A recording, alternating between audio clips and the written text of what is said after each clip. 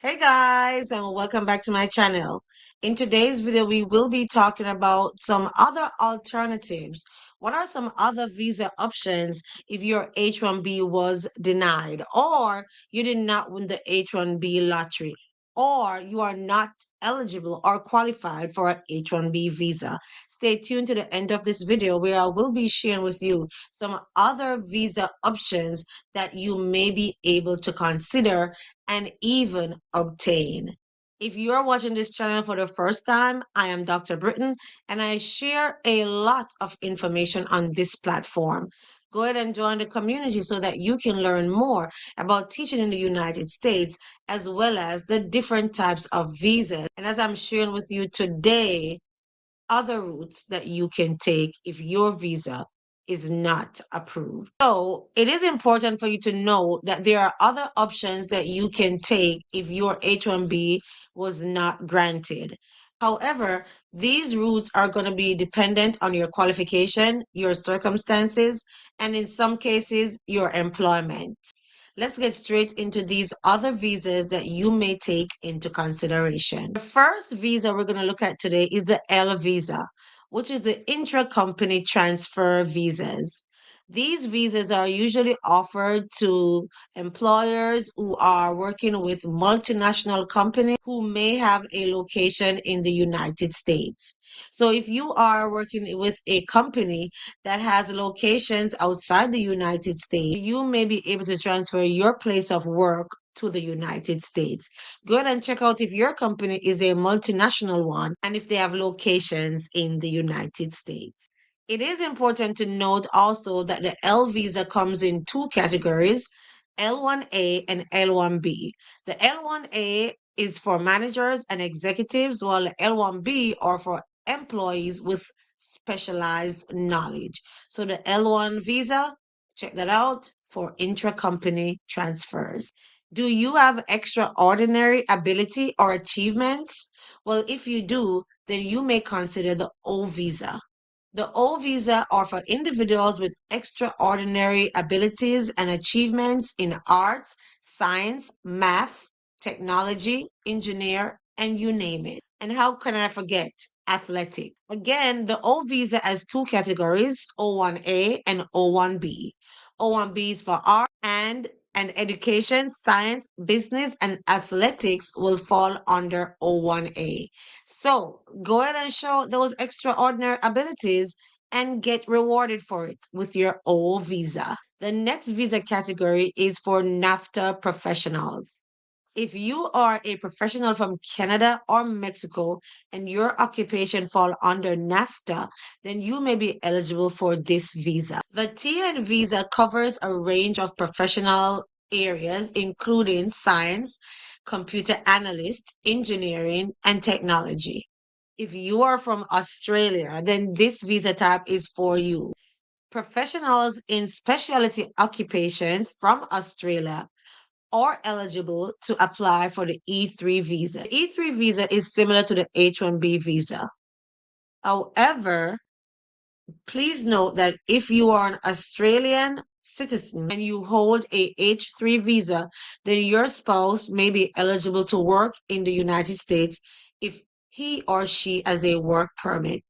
That's kind of different from the H-1B, as you cannot work as a H-4 dependent unless your spouse, that's the H-1B holder, has gotten to some stage of applying for permanent residency.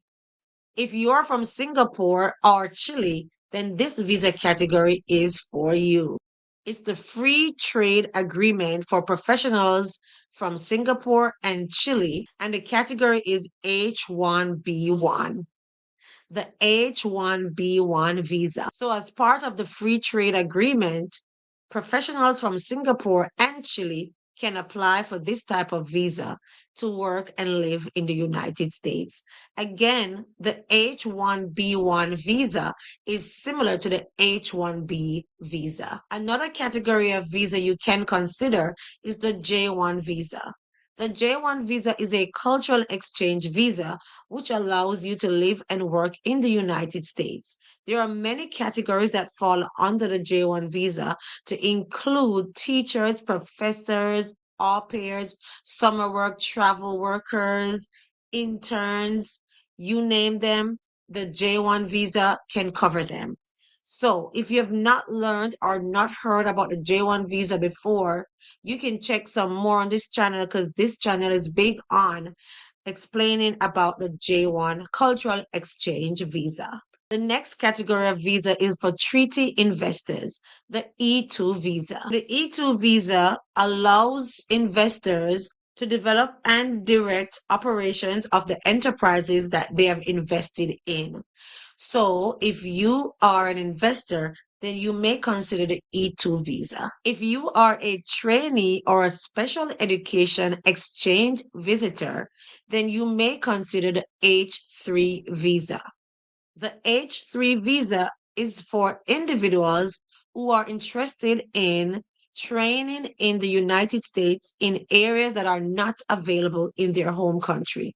So, for example, you would like to do scuba diving or, some other training, some other things you're trying to learn, but it's not available in your country, then you may be able to apply for the H3 visa to come and obtain training in the United States. So the H3 visa is for trainee and special education exchange visitors. Please note that this visa is commonly given for various fields of training. Another option to consider if you have tried all others and they fail is to be a student in the United States where you can apply for a student visa, which would be the F1 or M visa. Additionally, once you complete your studies in the United States, depending on the area of study, you may be eligible to work for 12 months after you completed your studies through the optional practical training.